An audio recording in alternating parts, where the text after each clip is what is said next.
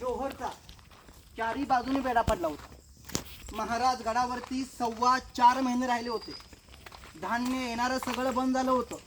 धान्याची कोठार आपण जे बघितली, धान्य संपत आलं होतं। राजांना वाटलं आपण किल्ला हरणार आहोत, काहीतरी केलं पाहिजे।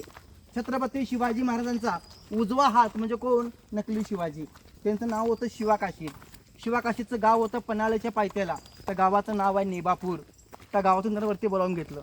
आपल्या किल्ल्यावरती महाराज 2 झाले। नेमके राजे कुठले खरे आणि कुठले खोटे काही कळत नव्हतं।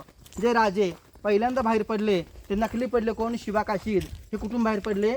आपण किल्ल्यावर आला ना पावती फाडून, तिथून ते बाहेर पडले।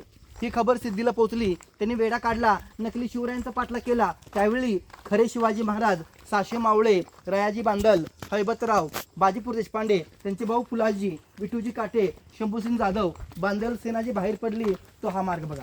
तेजमेव पावनखिंड संघर्ष। शिवरायांचे पावले इथून बाहेर पडले। राजे कधी बाहेर पडले?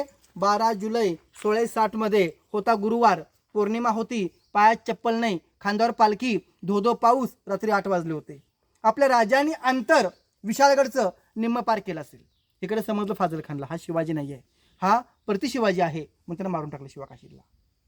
सगळी फौज घेतली, घोडे घेतले आणि ताबडतोब शिवरायांचा पाठलाग सुरू केला। आपण म्हणतो ना पावनखिंड, नाव होतं पूर्वीचं घोडखिंड। त्या घोडखिंडामध्ये जीवाची बाजी लावून आपल्या बाजीने लढाई केली होती। त्या खिंडीमध्ये बाजीने वार केले पण आणि अंगावर घेतले पण। महाराज गडावर सुखरूप पोचले।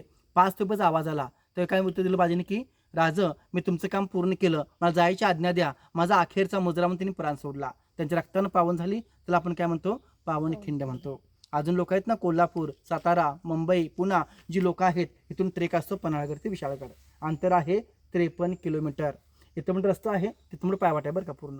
वरती बुरुज आहे बघा, देखरेख करून तोफाचा मारा करायचा बुरुजावरून।